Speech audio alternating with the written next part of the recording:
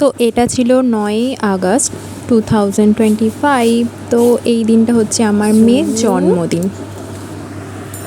তো এখন বাজে ভোর 4:30। আমরা আছি এখন পুরীতে, যাব জগন্নাথ ধামে পুজো দিতে। Happy birthday. তো ও আর ওর পাপা কিছুতে ঘুম থেকে উঠছে না। তো খুব স্বাভাবিক, ভোর 4:30-র সময় কোন বাচ্চার উঠতে ইচ্ছা করে।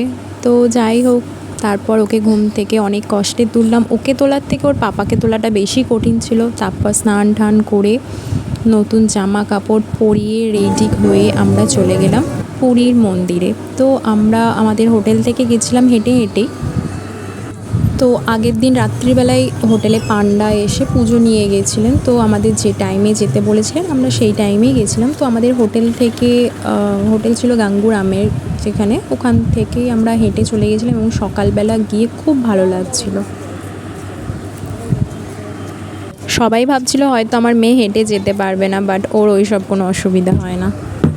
এসে মানে এত ভালো লাগলো কি বলবো, কারণ অনেক বছর আগে যখন মন্দিরে এসেছিলাম মন্দিরের চারিদিকটা অন্য রকম ছিল, আর এখন পুরোপুরি অন্য রকম হয়ে গেছে। তো আমার মেয়ে দেখতে পাচ্ছ এত পরিমাণ ঘেমে গেছে, কারণ হচ্ছে এত রোদ বেরিয়েছে, প্রত্যেকের আমাদের কষ্ট হচ্ছিল প্রচণ্ড রোদের জন্য।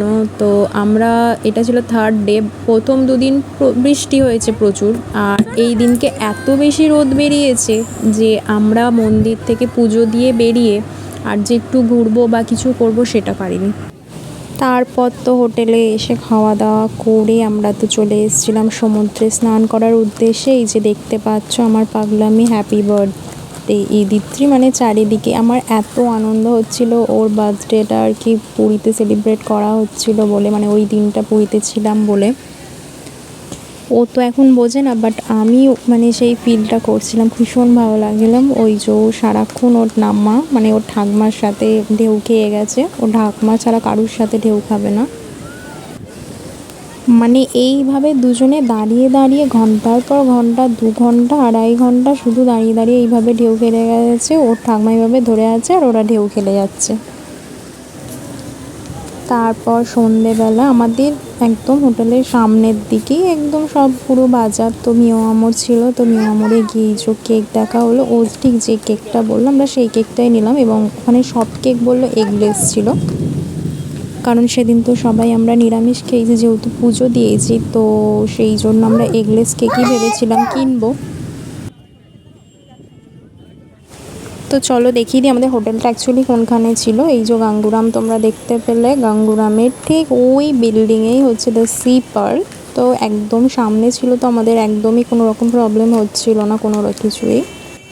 তারপর রুমে গিয়ে সব শাশুড়িদের, মানে অ্যাকচুয়ালি আমরা পুরী গেছিলাম সবাইয়ের সাথে, শ্বশুর শাশুড়িদের সাথে, তো সবাইকে ডেকে নিয়ে এসে চলে এলাম এই যে সমুদ্রের ধারে।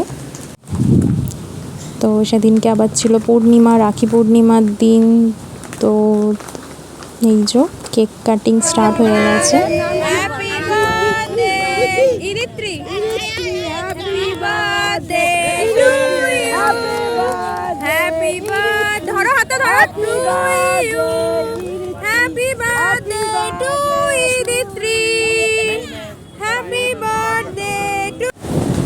তো তারপর কেক কাটা হলো, কেক কেটে আমি সবাইকে দিলাম। তারপরে রুমে অনেক সবাই ছিল, মানে আমরা আমরা গেছিলাম হচ্ছে আমার শাশুড়িরা হচ্ছে 5 বোন।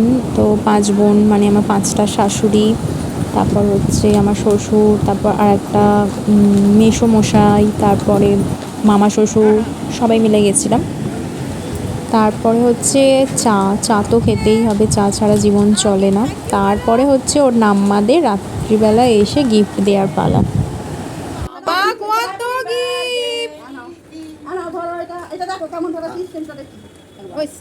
সিস্টেম আছে আবার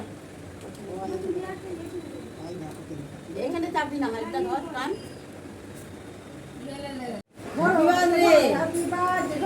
তো এই হলো আমার 4 মাসি শাশুড়ি, তো সবাই মিলে আমার মেয়েকে গিফট দিল। তো এই ছিল আমার মেয়ের দিনের জন্মদিন।